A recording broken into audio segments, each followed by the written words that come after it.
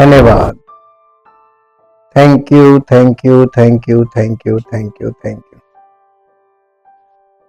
जीवित और महान सामर्थी परमेश्वर, धन्यवाद के साथ आपके समीप आते हैं, आपके पवित्र वचनों को सुनने के लिए अपने हृदय को तैयार करके आए, ताकि प्रभु हम आपके वचन को ध्यान से सुने और आपकी वचन के द्वारा आपके विचार, आपकी बातें हमारे हृदय की गहराई में जाए, ताकि प्रभु हमारे हृदय रूपी भूमि में जीवन का वृक्ष लगे और आत्मा के फल प्रकट हो और हम सबका जीवन आपकी महिमा में प्रकट हो और सारी महिमा आपको मिले।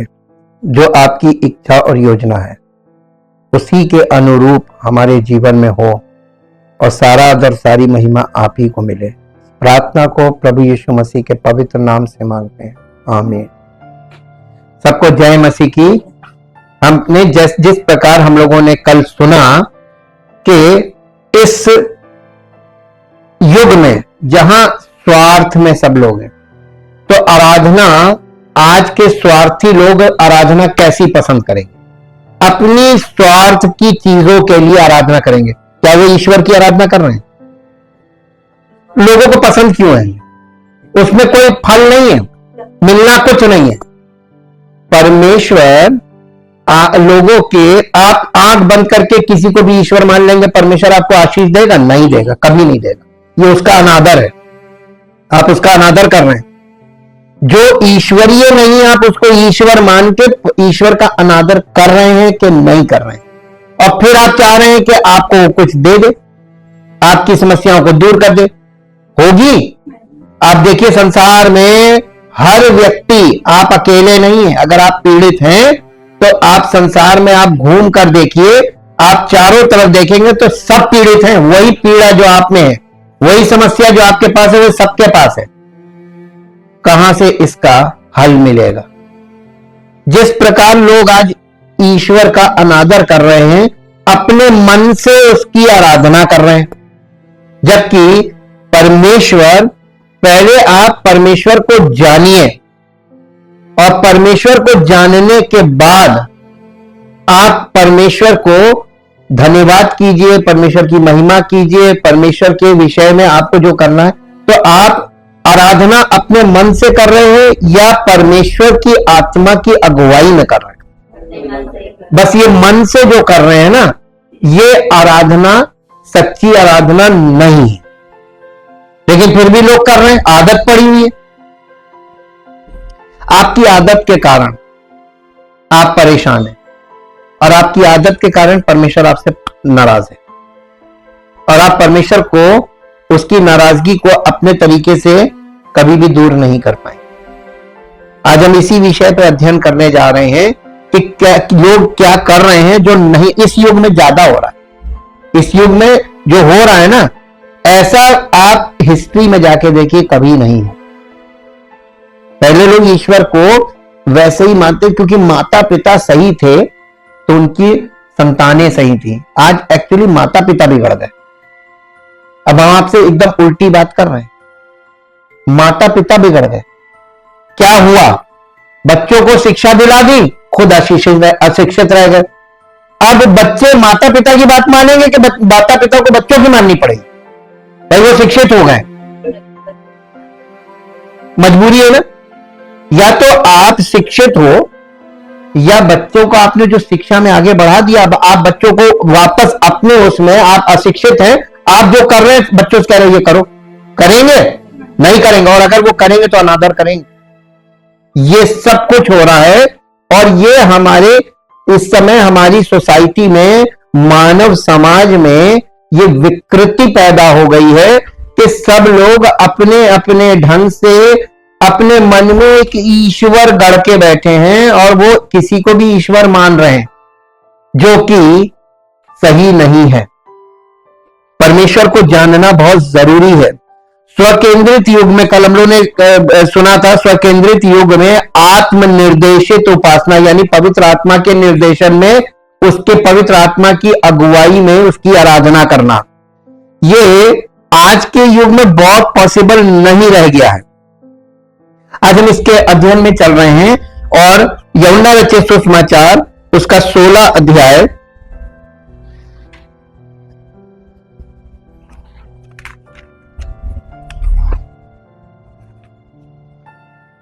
यूहन्ना रचित सुसमाचार का 16 अध्याय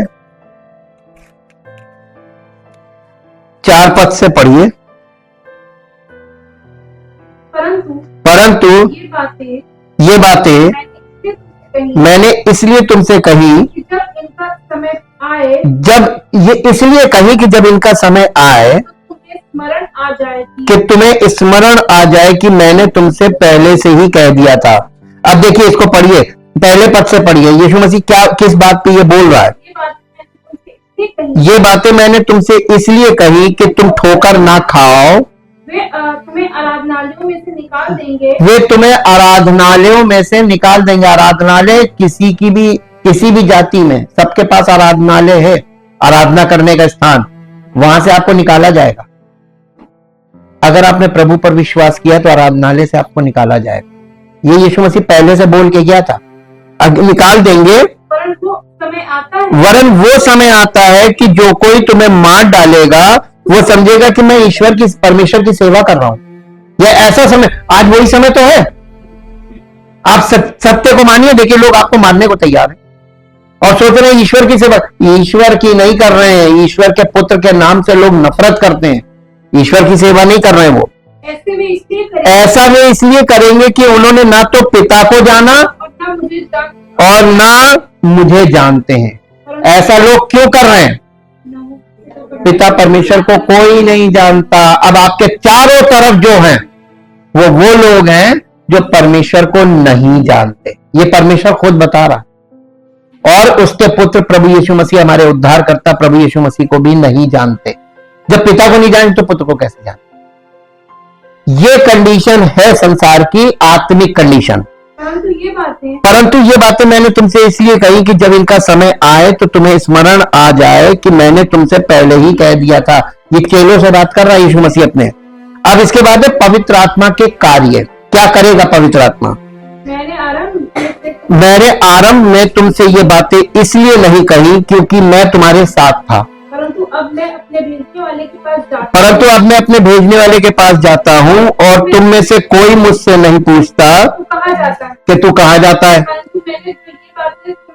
परंतु मैंने जो ये बातें तुमसे कही है इसलिए तुम्हारा मन शोक से भर गया है। तो भी मैं तुमसे सच कहता हूँ कि मेरा जाना तुम्हारे लिए अच्छा है। क्योंकि यदि मैं ना जाऊं तो वो सहायक अर्थात तुम्हारे पास ना आएगा। तो वो सहायक तुम्हारे पास ना आएगा। परंतु यदि मैं जाऊंगा तो उसे तुम्हारे पास भेजूंगा। वो आकर कौन? सहायक आकर, पवित्र आत्मा आकर संसार को पाप और धार्मिकता और न्याय के विषय में निरुत्तर करेगा। पाप के विषय में इसलिए कि वे मुझ पर विश्वास नहीं करते और धार्मिकता के विषय में इसलिए कि मैं पिता के पास जाता हूँ। और धार्मिकता के विषय में इसलिए कि मैं पिता के पास जाता हूँ और तुम मुझे फिर ना देखोगे। न्याय के विषय में इसलिए कि संसार का सरदार दोषी ठहराया गया है। मुझे तुमसे और भी बहुत सी बातें कहनी है परंतु अभी तुम उन्हें सह नहीं सकते। परंतु जब वो अर्थात सत्य का आत्मा आएगा तो तुम्हें सब सत्य का मार्ग बताएगा, क्योंकि वो अपनी ओर से ना कहेगा परंतु जो कुछ सुनेगा वही कहेगा और आने वाली बातें तुम्हें बताएगा। वो मेरी महिमा करेगा क्योंकि वो मेरी बातों में से लेकर तुम्हें बताएगा। जो कुछ पिता का है वो सब मेरा है, इसलिए मैंने कहा कि वो मेरी बातों में से लेकर। तो अब ये बताइए, पवित्र आत्मा आकर जब बात करेगा हमसे और आपसे, जो परमेश्वर को नहीं जानते, पिता को भी नहीं जानते, पुत्र को भी नहीं जानते, तो वो हमसे बात करेगा जब पवित्र आत्मा, तो वो बात कहां से करेगा? वो बात करने का स्रोत क्या होगा? बाइबल। वो बाइबल से बात करेगा। पवित्र आत्मा कहां से बात करेगा?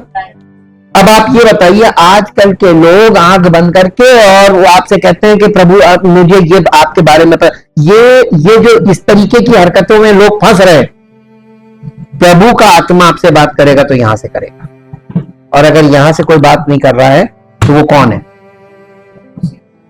शैतान। झूठ का आत्मा वही है, वो आपसे झूठ झूठ बोलेगा।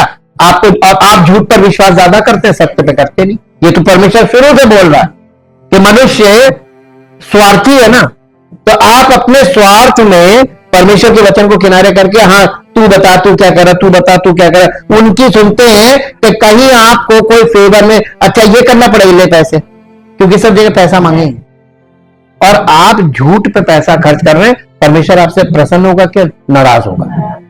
उसका परिणाम क्या होगा? आपके घर में सब प्रकार की अव्यवस्था फैलेगी, सब प्रकार की गड़बड़ी होगी। कारण क्या है? आप झूठ में मन लगा रहे हैं, परमेश्वर आपसे नाराज है, और शैतान आपको तिगनी का नाच नचाएगा। भागते रहो भागते रहो भागते रहो भागते रहो भागते रहो, आप इतना पीड़ित हो जाएंगे, मानसिक दशा इतनी बिगड़ जाएगी, आपके घर में सब बर्बाद हो जाएगा, सब धरा का धरा रह जाएगा, और लोग देखते रह जाएंगे, अरे यार इनके साथ देखो क्या हो रहा है। आप अपने जीवन में परमेश्वर से डिस्कनेक्ट रहकर, उसके वचन से दूर रहकर हमेशा पीड़ित रहेंगे। ये पक्का हम आपको बता रहे, अपने अनुभव से बता रहे हैं। हम जब से परमेश्वर के वचन में बने हुए हैं, समस्याओं से परमेश्वर कैसे निकालता है, हमारे विश्वास को कैसे बढ़ाता है। देखिए, विपत्तियों का आना अवश्य है, शरीर है तो तकलीफें आएगी, लेकिन उन तकलीफों पे हम लोग कितनी आसानी से जयवंत होते हैं ये नहीं देखता कोई। और आप संसार के लोगों को देखिए, तकलीफें आती है तो फिर जाती नहीं है, वो इतनी पीड़ित उनको लेकर जाती। यह है संसार में। अधिकांश मसीही लोग त्रिएक परमेश्वर के प्रति आराधना या श्रद्धा की अभिव्यक्ति के रूप में, श्रद्धा की अभिव्यक्ति के रूप में उसकी आराधना करते हैं। जो पिता पुत्र और पवित्र आत्मा, त्रिएक का मतलब पिता पुत्र पवित्र आत्मा के लिए वो आराधना कर रहे हैं, ऐसा वो कहते हैं, ऐसा वो मानते हैं। लेकिन व्यवहार में आज के युग में वो आराधना अक्सर ईश्वर के बजाय कहीं और निर्देशित होती है। ये कलीसियाओं की हालत बता रहे हैं आपको, कहीं और निर्देशित होती है। उपासक अक्सर इस बात को लेकर अनिश्चित होते हैं कि क्या गाना गाना है, खुद को कैसे व्यक्त करना है, या वास्तव में किस पर ध्यान केंद्रित करना है। आज का युग जो है ये सेल्फी संस्कृति युग है। आराधना में भी लोग यही कर रहे हैं, जहां देखो वहां की आराधना में भी तो यही है। आज हम कलीसिया में गए थे, ये सेल्फी खींची। इस संस्कृति में आप बताइए, ये ईश्वर को कौन मानता है आज के जमाने में? ना जानता है ना मानता है, सब अपने स्वार्थ की खोज में है। और परमेश्वर का वचन बता रहा है कि सब लोग अपने स्वार्थ में दर दर घूम रहे, कहां क्या मिल जाए, कहां क्या छुटकारा कहां मिल जाए, कुछ जादू हो जाए, कुछ ऐसा हो जाए, मेरा जो मैं सोच रहा हूं वो हो जाए। परमेश्वर कहता है मैं कभी होने नहीं दूंगा। जब तक तुम मेरे को अपने आप को समर्पित नहीं करोगे, तुम्हारा एक काम आगे नहीं बढ़ेगा। आप करके दिखा दीजिए। है चैलेंज।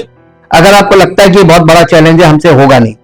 हमारी अपनी पूर्णता और लोग हमें कैसे देखते हैं, इस बारे में आजकल की जो जनरेशन है, ये लोग बड़े जुनूनी हैं, जुनून, पैशनेट, कि लोग हमें कैसे देख रहे हैं, लोग हमको क्यों नहीं देख रहे हैं, लोग हमको। देखिए, आज के युग में ये सेल्फी का मतलब यही कि मैं कैसा लग रहा हूं।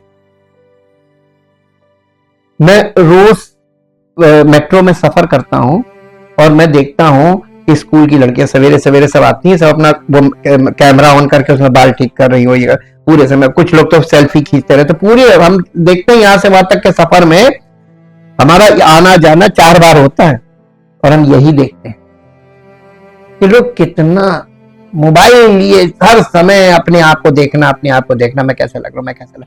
और ये नहीं कि सिर्फ जवान बच्चे, अरे उम्रदार लोग भी सब यही, सबको अपने ऊपर है कि मैं। यानी लोगों में स्वार्थीपन की एक पराकाष्ठा हो गई, अत्यंत हो गया, ये बहुत ज्यादा हो गया। इतना स्वार्थी कभी मनुष्य नहीं रहा पृथ्वी पर जितना आज। परम स्वार्थी, किसी का कुछ भला हो ना हो, इसीलिए न्यूज नहीं देखते। दुनिया में क्या त्राही त्राही मच रही, स्वार्थी है ना। हमको क्या मतलब, हमारे साथ में हमारे साथ जो हो रहा है, वहां हमको जादू चाहिए, मेरा ठीक हो। आप क्या संसार से अलग है? तो अगर जो सब पे बीत रही वो आप पे बीतेगी, न्यूज देखना शुरू करें, आपको पता चल जाएगा क्या बीत रही। तो आपको ये पता चल जाएगा मैं इन चक्करों में नहीं पड़ूं। ठगी हो रही सबके साथ, और ऐसे ही लोग हैं जो जुनूनी लोग, जल्दी से पैसा बढ़ जाए उसके लिए झूठे गलत लोगों के चक्कर में अपने पैसों को गवा रहे। सिर्फ लालच, स्वार्थ और लालच, ये लोगों में इतना डेवलप हो गया इस समय। आराधना कहीं और इनकी केंद्रित हो रही है। ईश्वर ने कभी नहीं चाहा था कि लोग इस तरीके से करें। पहली चीज, आज की जनरेशन परमेश्वर को नहीं जानती है। और दूसरी बुरी बात क्या है मालूम है, जिससे परमेश्वर नाराज है? नहीं जानती है, ये तो आरंभ से है, परमेश्वर इतना नाराज नहीं था, लेकिन जानना नहीं चाहती, इससे नाराज। तुम्हें मालूम नहीं है तो दूसरे से पता कर सकते हैं, सीख सकते हैं, लेकिन तुम जानना ही नहीं चाहते हो, उसको समझना ही नहीं चाहते, ये है पाप। ये पाप है, आप पाप कर रहे हैं अपने मन के अनुसार चलते। दुर्भाग्य से आज बहुत से मसीही परमेश्वर की आराधना करने का दावा करते हैं, लेकिन वास्तव में वे चाहते हैं कि जोर और ध्यान खुद पर हो, कि मैंने आज कैसा गाना गाया, मैंने आज कैसी प्रार्थना की, मैंने आज कैसा प्रचार किया, जैसे कि वो अपना कुछ कर रहे हैं। यही तो कर रहे हैं आज, मैं ये चल रहा है, और कलीसियाओं में चल रहा है। दुख की बात है, वे परमेश्वर और उसकी महिमा के बारे में गीत गाते हैं, लेकिन उनके गीत मुख्य रूप से सुख सुविधाएं हैं, जो उनके अपने लक्ष्य को प्राप्त करने का एक साधन है। अक्सर ये आत्म केंद्रित आराधना, अत्यधिक भावुकता, सत्य को कम करने और यहां तक कि अव्यवस्था को प्रकट होती है, अव्यवस्था में प्रकट होती है। इससे भी बदतर आज कुछ मसीही परिणामी आराधना को पवित्र आत्मा का श्रेय देते हैं। ये कहते हैं कि आइए यहां पर आपके जीवन में प्रभु ये कर देंगे, यहां पवित्र आत्मा है, परिणाम मिलेगा आपको, और इसको पवित्र आत्मा का श्रेय देते हैं। पवित्र आत्मा ऐसे लोगों में काम करेगा, लालची लोगों में, जो परमेश्वर को नहीं जानते।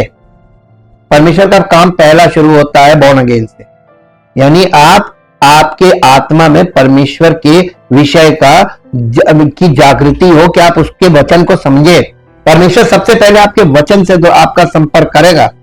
परमेश्वर कभी भी स्वयं प्रकट होएगा नहीं, वो वचन के द्वारा आपसे बातचीत, और बातचीत वचन से करेगा। परमेश्वर का आत्मा इस वचन के द्वारा बातचीत करेगा। और जिसको ये वचन नहीं पसंद है, बस परमेश्वर छाट देता है, ये मुझे नहीं पसंद कर रहा, ये मेरे विचारों को नहीं पसंद कर रहा है, इससे मैं नहीं मिलूंगा, इसको किनारे करो।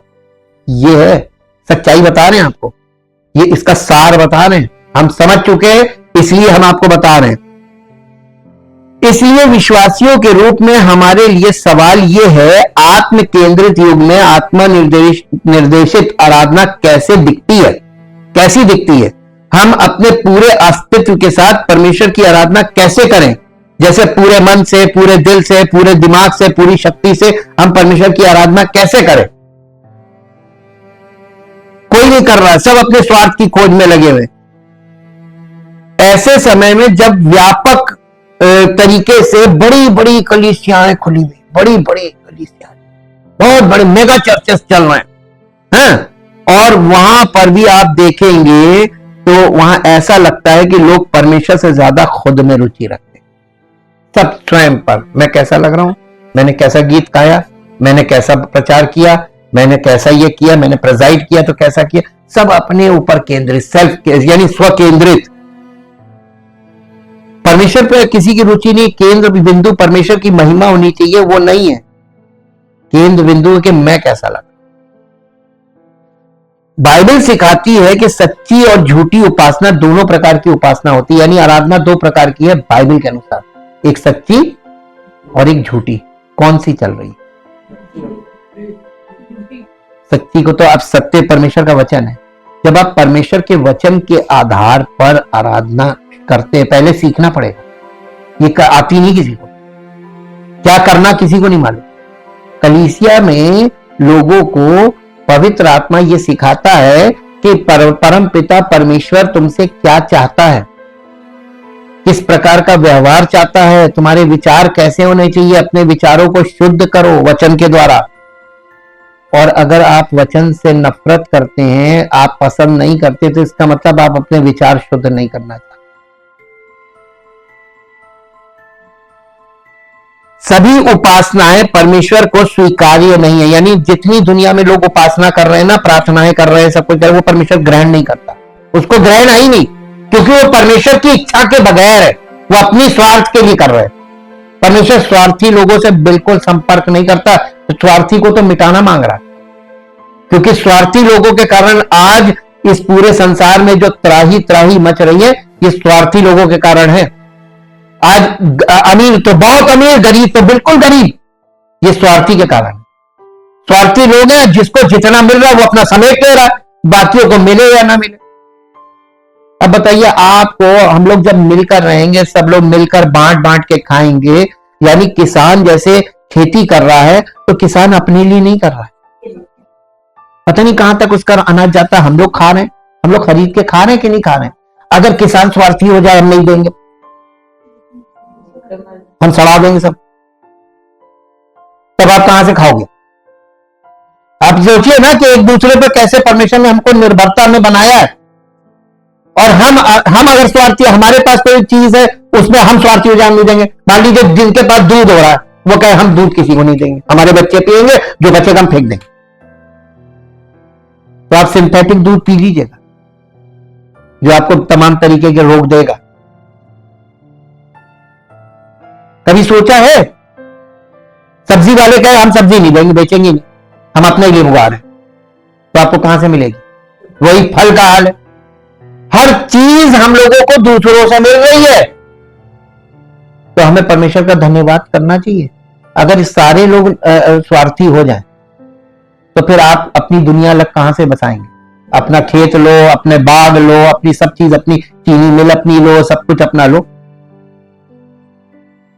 मिल बांट के लिए बनाई ना, परमेश्वर ने कहा था सब मिल के रहेंगे, एक दूसरे के साथ आदान प्रदान, इसी को आप व्यापार कह लीजिए, ईमानदारी में होता। लेकिन आज वही स्वार्थ ने इंसान को ऐसा कर दिया है कि एक तरफ इंसान बटोर रहा है और एक तरफ लोगों को मिल नहीं रहा। ये चीज आ रही है इसे, और लोगों का ध्यान इस ओर जा ही नहीं रहा। हमारी जनता तो बस ये, हम लोग के यहाँ जनता बस अपने स्वार्थ में खोई हुई है। बच्चों को मोबाइल चाहिए, अपने मजे चाहिए, नशेबाज को अपना नशा चाहिए, और वो अपने अपने में लगे हुए। तो सरकार मनमानी कर रही, प्रश्न उठाने वाला कोई है ही नहीं। पहले के युग में तो लोग एक मुद्दे को लेकर सारी जनता सड़क पर उतर जाती थी। अब है? तो अब आप शासन में सरकार जो कर रही है उसको मानने के लिए तैयार है, आप उनका कुछ बिगाड़ नहीं सकते। इसलिए मनमानी चल रही है, क्योंकि जनता जो है वो स्वार्थ में डूब गई, सो गई। हाँ, वो अपने में मगन है। और परमेश्वर को झूठी उपासनाएं और जो सब सारी उपासनाएं जो हो रही हैं, आराधनाएं हो रही है, परमेश्वर को स्वीकार्य है ही नहीं, वो ग्रहण ही नहीं करता है। और इसीलिए हमारे लिए आवश्यक होता है कि हमको ये बात जानने की जरूरत है कि परमेश्वर क्यों नहीं करता है, परमेश्वर कैसे करेगा। इसलिए हमारे लिए ये आह्वान या ये बुलाहट है कि हम ये सुनिश्चित करें कि हम सच्चे, उच्च और शक्तिशाली परमेश्वर के आत्मनिर्देशित, आत्मा से भरे, परमेश्वर सम्मानित उपासक हो। परमेश्वर की महिमा पर ध्यान केंद्रित होना चाहिए, ना कि हम और हमारी प्राथमिकताएं। परमेश्वर की पवित्रता हमें श्रद्धा और व्यवस्था के साथ उपासना करने के लिए बुलाती है, कभी भी आकस्मिक भावना या अव्यवस्था के साथ नहीं। परमेश्वर ऐसी उपासना का आदेश देता है जो आत्मा और सत्य दोनों में निहित हो। उसमें परमेश्वर की आत्मा और परमेश्वर का सत्य। अब आपको यहां पर एक बात बता दे, पवित्र आत्मा को पवित्र वचन से आप अलग नहीं कर सकते। आज की कलीसिया में बड़े बड़े प्रचारक ये करने की कोशिश कर रहे हैं। वो वचन को आत्मा से अलग करना चाह रहे हैं। वो स्पिरिटिज्म दिखाते हैं कि ये आत्मा, वो आत्मा, ये आत्मा, ड्रामेबाजी। ये सिर्फ ड्रामेबाजी, धोखा, ये भ्रम है, इसमें कभी फंसिएगा मत। परमेश्वर का आत्मा, परमेश्वर के वचन के बिना परमेश्वर का आत्मा नहीं होगा। परमेश्वर के आत्मा के साथ परमेश्वर का वचन जुड़ा होगा। और इसीलिए सत्य का आत्मा बोला, सत्य परमेश्वर का वचन है और सत्य आत्मा भी है। तो आत्मा और सत्य यानी परमेश्वर का वचन की आत्मा, सत्य की आत्मा, वचन की आत्मा। अब आप एक बात बताइए, मेरे साथ एक पद निकाल लीजिए जो आपको मिलेगा यूहन्ना रचित सुसमाचार पहले अध्याय में। यहां पे कुछ लगा लीजिए, लौटेंगे। यूहन्ना रचित सुसमाचार उसका पहला अध्याय, एक चीज दिखाते हैं आपको। पहला पद पढ़िए। आदि में वचन था। क्या था? वचन था ना। आदि में वचन था यानी आरंभ में वचन था, और वचन परमेश्वर के साथ था। परमेश्वर आत्मा है और उसके साथ क्या था? वचन। तो वचन और आत्मा एक है। आज इसको अलग क्यों कर रहे हैं? वचन को अलग करो, आत्मा से सब कुछ करो। तो बिना वचन के आत्मा कहां से? वो तो भ्रम की आत्मा हो गई ना। बिना वचन के जो आत्मा दिखाई जा रही है आज लोग मालूम है आत्मा में जो नाटक कर रहे हैं, आत्मा का हिलना डुलना और ये वो, उनको सपने आ रहे, उनको दर्शन आ रहे, ये सब भ्रम है। क्योंकि परमेश्वर के वचन के बिना जो आत्मा का ड्रामा है, ये भ्रम की आत्मा है, इसमें फंसिएगा मत। सत्य का आत्मा हमेशा वचन को आगे रखेगा, ये हमेशा याद रखिएगा। और जिसने वचन का अनादर किया उसने परमेश्वर जो आत्मा है उसका अनादर किया। और ये लोग आत्मा आत्मा आत्मा का कर रहे हैं खेल, और आप क्योंकि वचन से तो वाकिफ है नहीं, और ये अपनी बातें वचन को तोड़ मरोड़ कर आपके दिमाग में घुसेड़ कर फिट कर रहे हैं और आपके विश्वास को विकृत कर रहे हैं।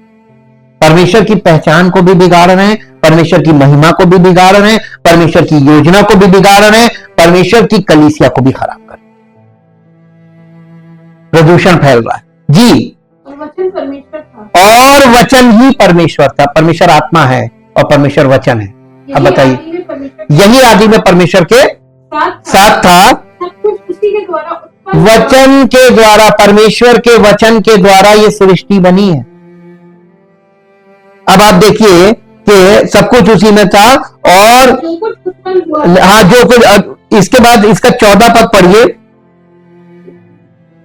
इसी का 14। और वचन देहधारी हुआ, और वचन देहधारी हुआ, क्या चीज दे रही हुई थी? वचन, जिसे हम परमेश्वर का पुत्र प्रभु यीशु मसीह कहते हैं। वो था क्या? वचन। हाँ, अब उसका आत्मा आएगा, सत्य का आत्मा, पवित्र आत्मा, मसीह का आत्मा, ये सब एक ही है। तो वो बिना वचन के होगा?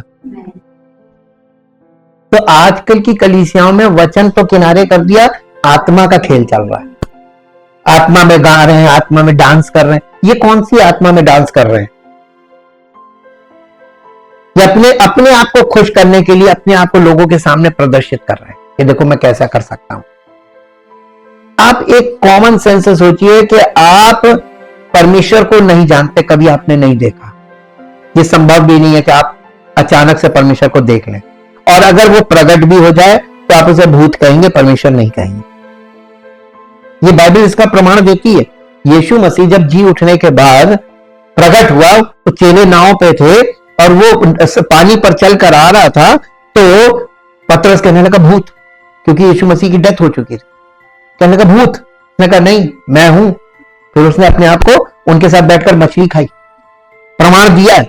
अगर प्रभु आपके सामने प्रकट हो जाए आप तो भूत कहेंगे उसे, पक्का।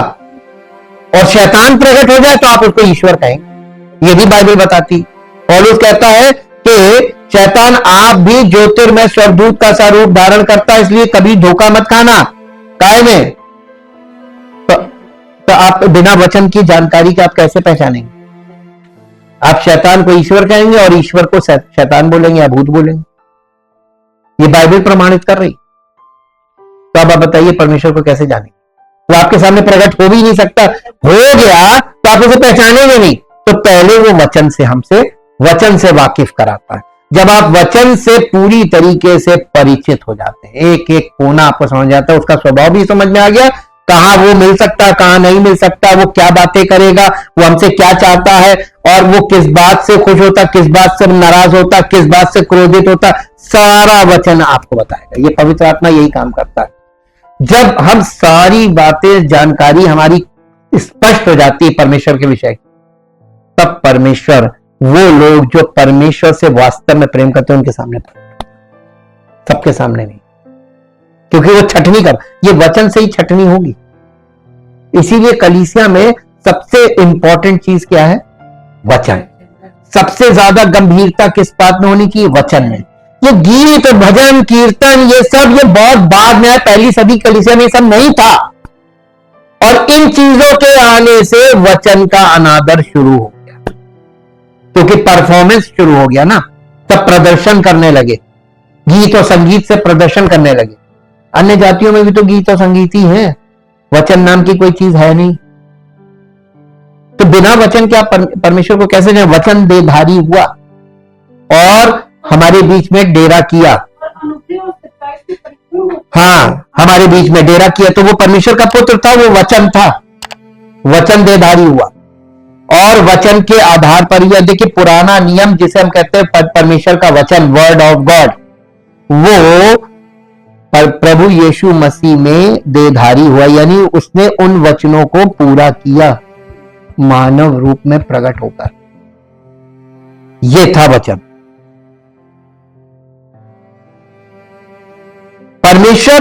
परमेश्वर ऐसी उपासना का आदेश देता है जो आत्मा और सत्य दोनों में निहित हो, और हम बिना किसी सहायक के नहीं रह गए।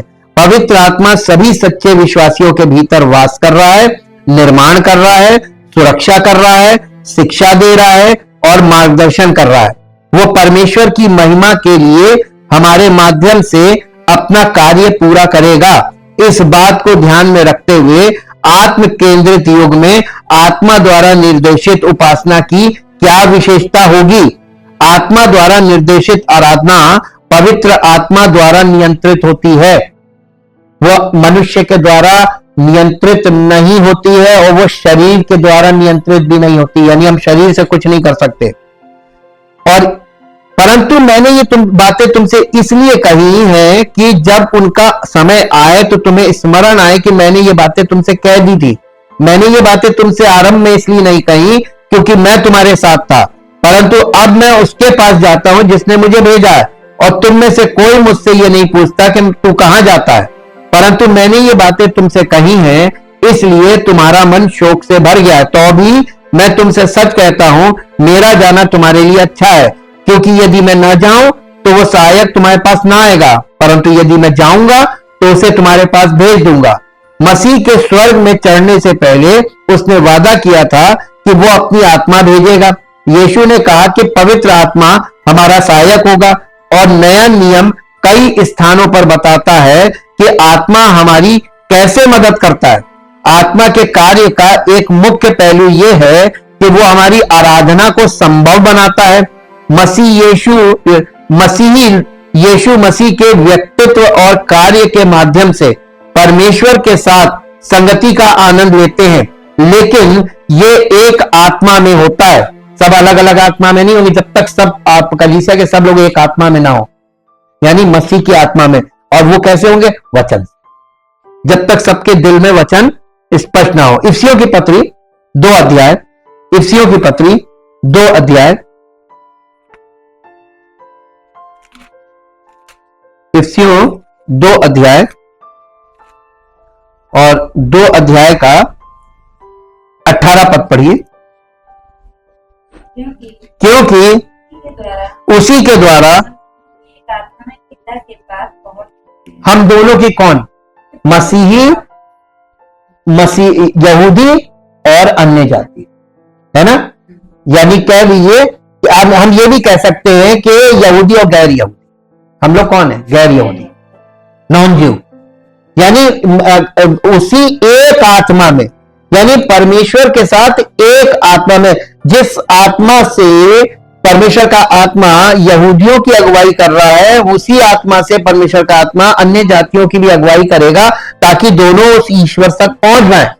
तो इसीलिए यहां पे पौलुस लिख रहा है, क्योंकि उसी के द्वारा, यानी प्रभु यीशु मसीह के द्वारा, उसकी आत्मा के द्वारा हम दोनों, यानी यहूदी और गैर यहूदी दोनों की एक आत्मा में पिता के पास पहुंच होती है। हम लोग एक आत्मा, जब तक मसीह की आत्मा के साथ हमारी आत्मा एक नहीं होगी, हम परमपिता परमेश्वर तक नहीं पहुंच सकते। स्पष्ट हो गया? और मसीह का आत्मा आपको कहां मिलेगा? मसीह की देह में। और जब आप मसीह की देह में आएंगे तो वचन के द्वारा आत्मा आपके हृदय में कार्य करेगा, ताकि आपको, आपकी आत्मा को परमात्मा से मिलाए। आत्मा का परमात्मा से मेल, ये बहुत जरूरी है, यही उद्धार है। ये पहले करेगा।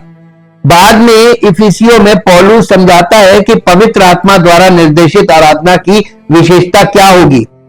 और ये मेरे साथ निकाल लीजिए इफिसियों की पत्री का 5 अध्याय का 18, 19 और 20 पद पढ़िए। दाखरस से मतवाले ना बनो, दाखरस से मतवाले ना बनो, क्योंकि इससे लुचपन होता है, आत्मा से परिपूर्ण होते पर आत्मा से परिपूर्ण होते जाओ, आपस में भजन और स्तुति गान और आपस में भजन और स्तुति गान आत्मिक गीत गाया करो, और आत्मिक गीत गाया करो, और अपने अपने मन में प्रभु के सामने गाते और कीर्तन करते रहो, और हर समय और सदा सब बातों के लिए हमारे प्रभु यीशु मसीह के नाम से परमेश्वर पिता का धन्यवाद करते रहो। अब देखिए, शराब पीकर मतवाले ना बनो, क्योंकि उससे लुचपन होता है। और आज हर घर में, हर समाज में क्या चीज बहुत महत्वपूर्ण हो गई? शराब। स्वार्थ का अगर आपको पहली चीज पकड़नी है तो एक व्यक्ति इतना स्वार्थी हो गया है कि उसको अपने नशे के आगे अपने परिवार से कोई मतलब नहीं।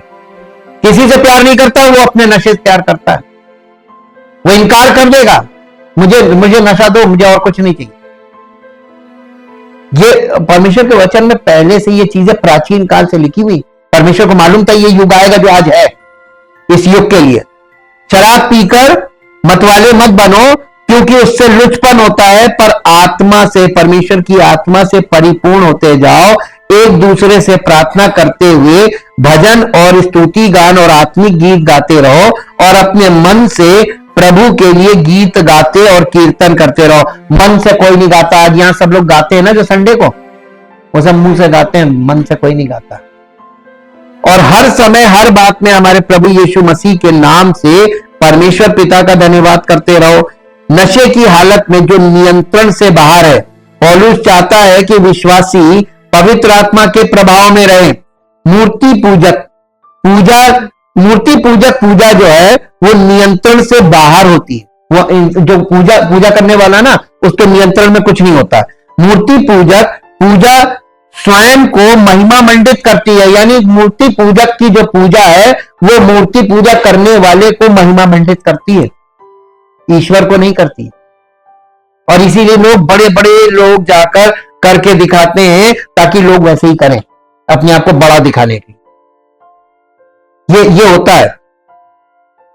सच्ची और मूर्ति पूजक पूजा के बीच इस अंतर का सबसे सुंदर उदाहरण एलिया के उत्तरी राज्य में बाल के भविष्यवक्ताओं के साथ टकराव में पाया जाता है। पहला राजा 18 अध्याय, हालांकि हम लोग बहुत बार पढ़ चुके हैं, आज फिर पढ़ेंगे। पहला राजा उसका 18 अध्याय, 18 अध्याय और 18 अध्याय का 20 पद से पढ़िए। तब आहाब ने सारे इजराइलियों को बुला भेजा और नबियों को करमेल पर्वत पर इकट्ठा किया, और एलिया सब लोगों के पास आकर कहने लगा, तुम कब तक दो विचारों में लटके रहोगे? यदि यहोवा परमेश्वर हो तो उसके पीछे हो लो, और यदि बाल हो तो उसके पीछे हो लो। लोगों ने, यहां पे देखिए दो प्रकार के लोगों के ग्रुप है। एक एलिया अकेला और एक तरफ 450 नबी थे, बाल के नबी, यानी बाल के एक देवता था, उसके मानने वाले लोग ज्यादा थे। जैसे आज परमेश्वर, सच्चे परमेश्वर के मानने वाले हो सकता है एक ही हो एक शहर में, लेकिन उस शहर के बाकी सब लोग, देखिए अब कितना बड़ा फर्क आपको दिखाई देगा कि लोगों को उसने बोला, चैलेंज किया, अगर वो ईश्वर है तो उसकी आराधना करो, और अगर वो नहीं है तो उसकी आराधना छोड़कर सच्चे ईश्वर की आराधना करो। इस प्रकार के एक कॉन्क्वेस्ट की आज जरूरत है। आज लोगों के सामने ये प्रकटीकरण होने की आवश्यकता है कि लोग कितनी बड़ी मात्रा में गलत कर रहे हैं और वो सोच रहे हैं कि हम लोग ज्यादा है इसलिए हम लोग गलत कर रहे हैं तो चलेगा। नहीं, लोगों ने उसके उत्तर में एक भी बात ना कही। तब एलिया ने लोगों से कहा, यहोवा के नबियों में से अकेला मैं ही रह गया हूं। अब ये देखिए, यहां पर एलिया को भी परमेश्वर ने कहा कि तुम गलत कह रहे हो, तुम अकेले नहीं हो। और बाल के नबी 450 मनुष्य हैं, इसलिए 2 बछड़े लाकर हमें दिए जाए और वे एक अपने लिए चुनकर उसे टुकड़े टुकड़े काटकर लकड़ी पर रख दे और कुछ आग ना लगाएं। और मैं दूसरे बछड़े को तैयार करके लकड़ी पर रखूंगा और कुछ आग ना लगाऊंगा। तब तुम अपने देवता से प्रार्थना करना और मैं यहोवा से प्रार्थना करूंगा, और जो आग गिराकर उत्तर दे वही परमेश्वर ठहरे। और देखिए यहां पे क्या हुआ, तब सब लोग बोल उठे, अच्छी बात। और एलिया ने बाल के नबियों से कहा, पहले तुम एक बछड़ा चुनकर तैयार कर लो, क्योंकि तुम तो बहुत हो। तब अपने देवता से प्रार्थना करना, परंतु आग ना लगाना। तब उन्होंने उस बछड़े को जो उन्हें दिया गया था लेकर तैयार किया, और भोर से लेकर दोपहर तक वो ये कहकर बाल से प्रार्थना करते रहे, हे बाल हमारी सुन, हे बाल हमारी सुन। परंतु ना कोई शब्द, ना कोई उत्तर देने वाला हुआ। तब वे अपनी बनाई हुई वेदी पर उछलने कूदने लगे। दोपहर को एलिया ने ये कहकर उनका ठट्टा किया, ऊंचे शब्द से पुकारो, वो तो देवता है, वो तो ध्यान लगाए होगा, या कहीं गया होगा, या यात्रा में होगा, या हो सकता हो कि सोता हो और उसे जगाना चाहिए। और उन्होंने बड़े शब्द से पुकार पुकार के अपनी रीति के अनुसार छुरियां और बर्छियों से अपने अपने को यहां तक घायल किया कि लहूलुहान हो गए। और वे दोपहर भर ही क्या, वरन भेंट चढ़ाने के समय तक, यानी सूरज जब डूबता है वो समय, सूर्यास्त के समय तक नबूवत करते रहे, यानी भविष्यवाणी करते रहे, परंतु कोई शब्द सुनाई ना पड़ा, ना तो किसी ने उत्तर दिया, ना कान लगाया। तब एलिया ने सब लोगों से कहा, मेरे निकट आओ, और सब लोग उसके निकट आए। तब उसने यहोवा की वेदी जो गिराई गई थी मरम्मत की। फिर एलिया ने याकूब के पुत्रों की गिनती के अनुसार, जिसके पास यहोवा का ये वचन आया था, तेरा नाम इज़राइल होगा, 12 पत्थर छांटे, और उन 12 पत्थरों से यहोवा के नाम की एक वेदी बनाई, और उसके चारों ओर इतना बड़ा गड्ढा खोद दिया कि उसमें 2 साहब बीज समा सके। तब उसने वेदी पर लकड़ी को सजाया और बछड़े को टुकड़े टुकड़े काटकर लकड़ी पर रख दिया और कहा, 4 घड़े पानी भर के होम बलि पशु और लकड़ी पर उंडेल दो। तब उसने कहा, दूसरी बार भी वैसा ही करो। तब लोगों ने दूसरी बार भी वैसा ही किया। फिर उसने कहा, तीसरी बार करो। तब लोगों ने तीसरी बार भी वैसा ही किया, और जल वेदी के चारों ओर बह गया और गड्ढे को भी उसने जल से भर दिया। फिर भेंट चढ़ाने के समय एलिया नबी समीप जाकर कहने लगा, हे अब्राहम, इसाक और इज़राइल के परमेश्वर यहोवा, आज ये प्रकट कर कि इज़राइल में तू ही परमेश्वर है और मैं तेरा दास हूं, और मैंने ये सब काम तुझसे वचन पाकर किए हैं। हे यहोवा मेरी सुन। देखिए, एलिया ने परमेश्वर के वचन के अनुसार करा, उसने अपने मन से कुछ नहीं किया। लिखा ना, तेरे वचन के अनुसार किया। हे यहोवा मेरी सुन कि ये लोग जान लें कि यहोवा तू ही परमेश्वर है और तू ही इनका मन लौटा लेता है। तब यहोवा की आग आकाश से प्रकट हुई और होम बलि की लकड़ी और पत्थरों और धूलि समेत भस्म कर दिया, और गड्ढे में का जल भी सूखा दिया। ये देख सब लोग मुंह के बल गिरकर बोल उठे, यहोवा ही परमेश्वर है, यहोवा ही परमेश्वर है। एलिया ने उनसे कहा, बाल के नबियों को पकड़ो, उनमें से एक भी छूटने ना पाए। तब उन्होंने उनको पकड़ लिया और एलिया ने उन्हें नीचे किशोन के नाले में ले जाकर मार डाला। जो गलत काम लोगों को करने के लिए वो करे, बाध्य करे, परमेश्वर कहता है इनको खत्म, बिल्कुल बर्दाश्त नहीं करता है, क्योंकि परमेश्वर का ठट्टा उड़ता है ना। और यहां पे हम लोगों ने इस चीज को देख लिया कि सच्ची और मूर्ति पूजक पूजा के बीच इस अंतर का सबसे सुंदर उदाहरण है एलिया का, और ये वाला कि उनकी पूजा के कार्य जोरदार, आनंदित चीख बहुत रहे थे, हाँ, और वेदी के चारों ओर लगातार नृत्य कर रहे थे और आत्मशक्ति द्वारा चिन्हित थे, अपने आप को जख्मी कर रहे थे। ये सभी शारीरिक गतिविधि परमेश्वर का ध्यान आकर्षित करने और उन्हें उनकी ओर से कार्य करने के लिए, राजी करने के लिए उपासकों को एक उन्मादी स्थिति में लाने का एक प्रयास था। और जाहिर है किसी ने जवाब नहीं दिया, लेकिन बाइबल की पूजा में परमेश्वर ने पहले से ही उपासक की ओर से कार्य किया है। वास्तव में परमेश्वर के कार्य हैं जो एक पापी को उसके करीब आने का साधन प्रदान करते हैं, और इस प्रकार ये परमेश्वर है जो उन लोगों को आमंत्रित करता है जो विश्वास के पूर्ण आश्वासन के साथ सच्चे दिल से आते हैं, ताकि वे उसके साथ संगति के लिए निकट आ सके। इब्रानियों की पत्री 10 अध्याय निकालिए, इब्रानियों की पत्री उसका 10 अध्याय। देखिए सच्चा परमेश्वर अपने पास लोगों को लाने के लिए तैयारी करता है, उनको मार्ग बताता है, मार्गदर्शन करता है और अपने समीप आने का मौका देता है। जी 10 अध्याय का,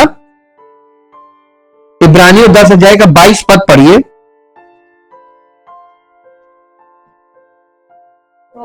तो आओ हम सच्चे मन और पूरे विश्वास के साथ और विवेक का दोष दूर करने के लिए हृदय पर छिड़काव लेकर और देह को शुद्ध जल से धुलवा कर परमेश्वर के समीप। ये शुद्ध जल है क्या?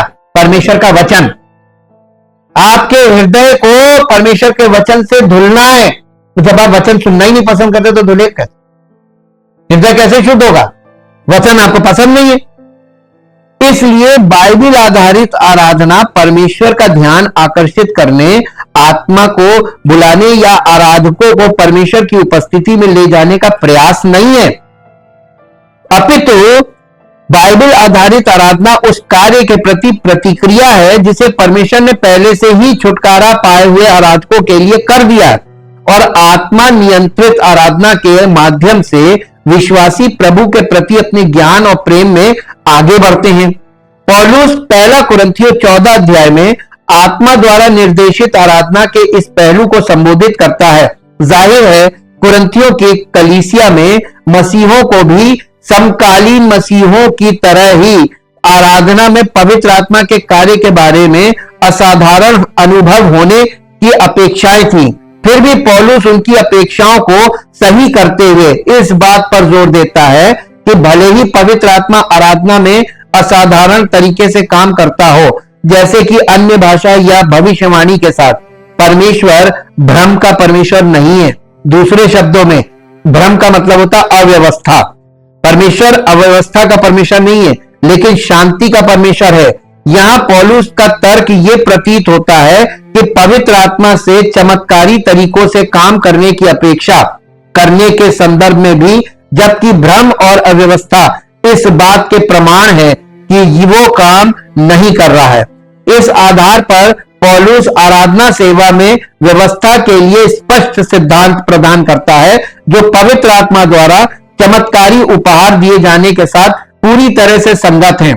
केवल 2 या अधिकतम 3 लोग किसी भी सेवा में अन्य भाषा में बोल सकते हैं, और प्रत्येक बारी बारी से यदि अन्य भाषाओं की व्याख्या करने वाला कोई नहीं है तो उनमें से प्रत्येक चुप रहे। केवल 2 या 3 भविष्यवक्ताओं को बोलना चाहिए। दूसरों को जो कहा गया है उसे तौलना चाहिए। मेरे साथ इसका निकाल लीजिए, पहला कुरिन्थियों उसका 14 अध्याय निकालिए। आराधना में क्या होना चाहिए और आज आराधना में लोग क्या कर रहे हैं, क्या नहीं होना चाहिए। आज वही सब हो रहा है जो नहीं होना चाहिए, और जो होना चाहिए वो हो ही नहीं रहा। शुरुआत ही नहीं हुई। 14 अध्याय का उपासना में अनुसार 26 अध्याय 26 पद के ऊपर हेडिंग है उपासना में अनुशासन।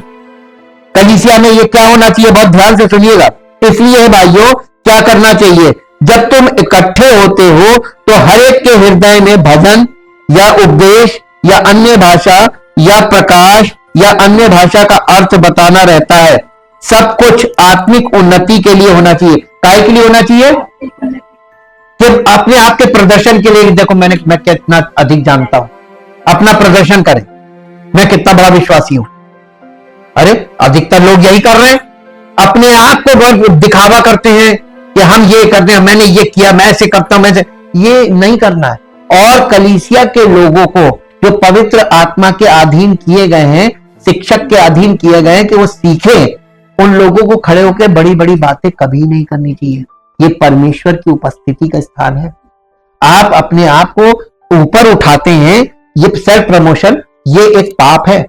नई वाचा में जब तुम इकट्ठे होते तो ये होना चाहिए, यदि अन्य भाषा में बातें करनी हो तो 2 या बहुत अधिक हो तो 3 जन बारी बारी से बोले और एक व्यक्ति अनुवाद करे।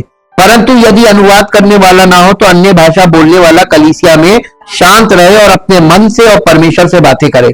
भविष्यवक्ताओं में से 2 या 3 बोले। ये भविष्यवक्ता का मतलब पुराने नियम के भविष्यवक्ता नहीं है। ये भविष्यवक्ता का मतलब है परमेश्वर का वचन, ये भविष्यवाणी का वचन है। और इस वचन को प्रचार करने वाला, वो इस वचन को जब बोलता है, परमेश्वर के वचन को, तो ये भी भविष्यवाणी है। ये भी भविष्यवाणी है। जब आप वचन सुनते हैं, आप भविष्यवाणी सुन रहे हैं। तो ये है, और बोलने वाले कम से 3 लोग बारी बारी बोल सकते हैं। अब बताइए, आजकल के लोग तो घड़ी देखते, 3 लोगों को अनुमति है कलीसिया में बोलने की। क्या आज के लोग 3 लोगों को सुनने के लिए तैयार हैं? नहीं। ये तो पहली बात हो गई। अब आगे सुनिए, मन से और अपने पर। भविष्य वक्ताओं में से 2 या 3 बोले और शेष लोग, जो बाकी लोग हैं कलीसिया के, बोलने वाले की बात वचन को परखें। इसका मतलब क्या होता है? ओरिजिनल भाषा में लिखा तौले, ये कौन सी आत्मा बोल रही है। बोलने वाले 3 हो और 3 बोले और बाकी कलीसिया के लोग उनके बोले हुए वचन को तौलें कि ये परमेश्वर की आत्मा से बोला या इसने अपनी बुद्धि से बोला। पहली सदी की कलीसिया की शिक्षा कितनी कड़ी थी कि वहां के लोग तौल लेते थे।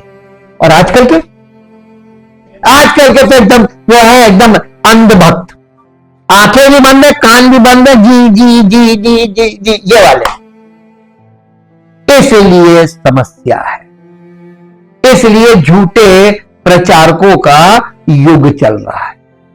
झूठे प्रचारकों का युग है ये, क्योंकि यहां पर कलीसिया के लोगों को ABCD नहीं मालूम। एक पद मेरे साथ निकालिए जो आपको मिलेगा, प्रेरितों के काम में आइए। प्रेरितों का काम,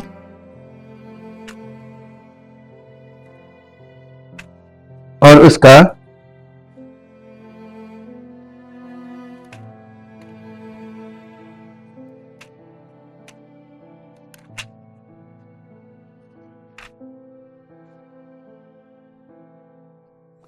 प्रेरितों के काम, उसका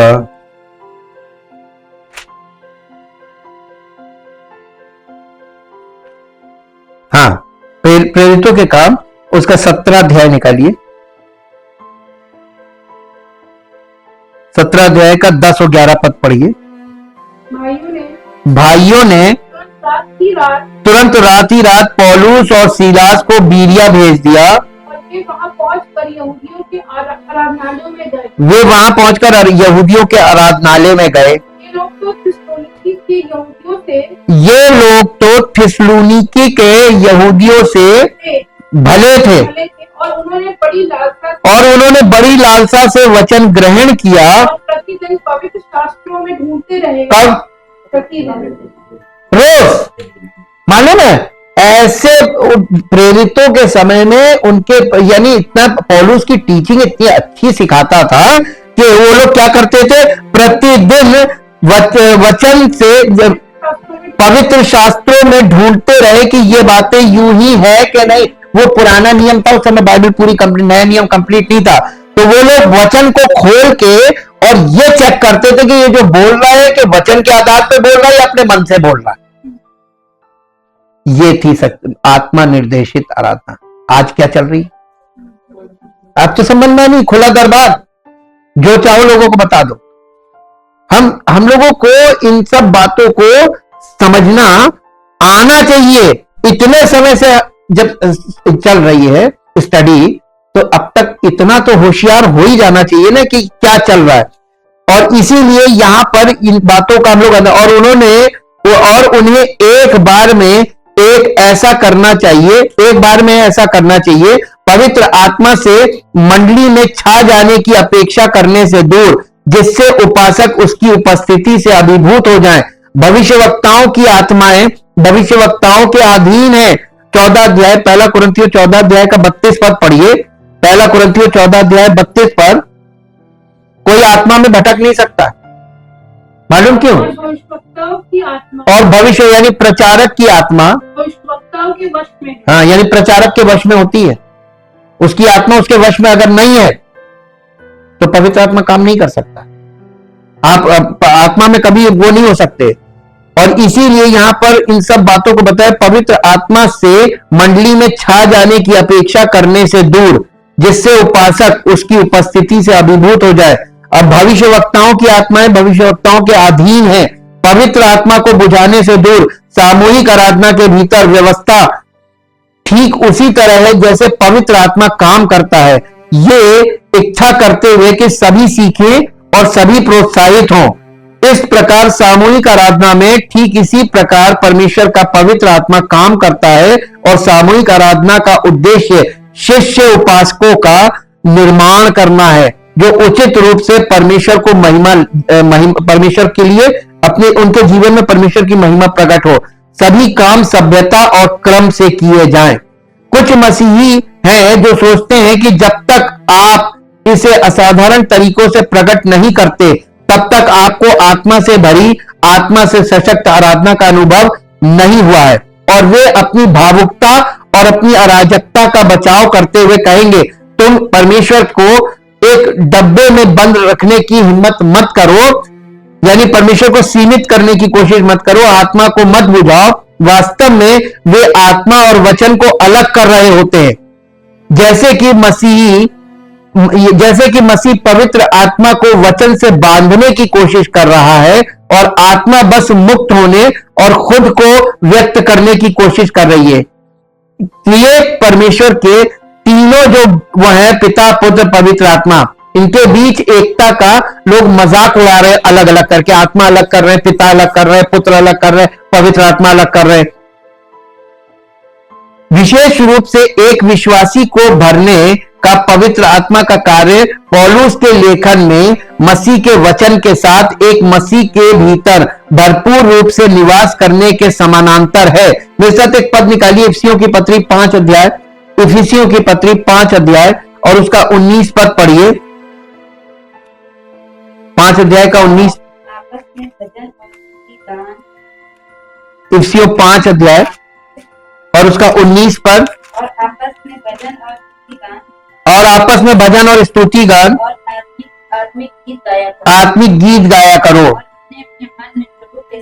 और अपने अपने मन में प्रभु के सामने, मन में ना, मुंह से तो नहीं बोल रहा, मन से।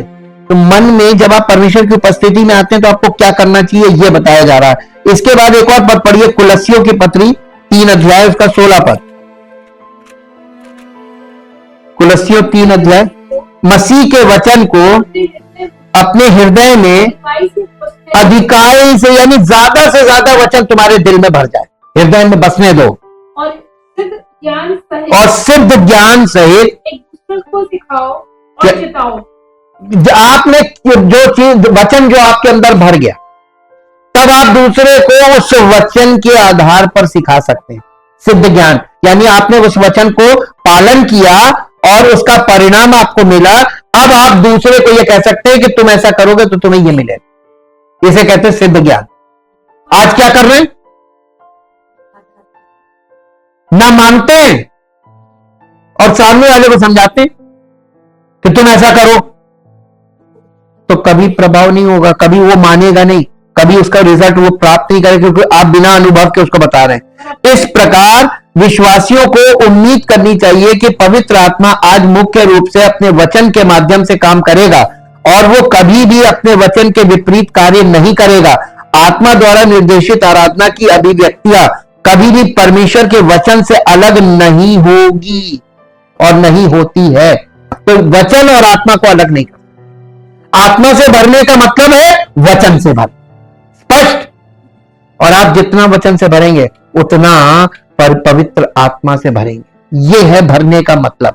Thank you, thank you, thank you Lord. जीवित मान समर्थी परमेश्वर, आपका हृदय से धन्यवाद करते हैं पवित्र आत्मा के द्वारा इस सत्य को हमें स्पष्ट करने के लिए, ताकि प्रभु हम सब जो नए विश्वासी हैं वो सब प्रभु इस सत्य को जाने, और प्रेरित के द्वारा जो बातें हमें बताई गई हैं आपके वचन में लिखे थे, पवित्र आत्मा वहां से हमको इन बातों को सिखा रहा है, ताकि प्रभु हम वास्तविकता को जाने, सत्य को जाने और सत्य को ग्रहण करें, सत्य का पालन करें, ताकि हम सबका जीवन परमेश्वर की महिमा की योग्य हो, आपका नाम महिमान्वित होने पाए। सारी महिमा आपको मिले। इस प्रार्थना को प्रभु यीशु मसीह के पवित्र नाम से मांगते हैं, आमीन। Praise the Lord.